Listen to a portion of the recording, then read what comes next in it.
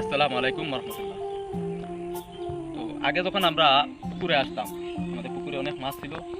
কালকে তো একটা ভিডিওতে আমি বলছি অনেক মাছ আমাদের মারা গেছে। আহ, ওই যে বছরের প্রথম বৃষ্টি হওয়ার কারণে আমাদের পুকুরে অনেক মাছ মারা গেছে ভাইরাসের কারণে।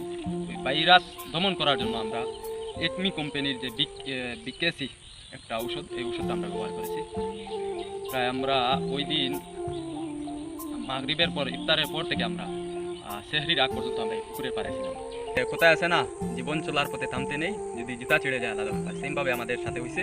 সেদিন আমরা এত লম্বা একটা টাইম সারাদিন রোজা রেখে তারপরে ইফতারের পরে সেখানে বসছি, আবার সেহরির আগ পর্যন্ত আমাদের ছিলাম।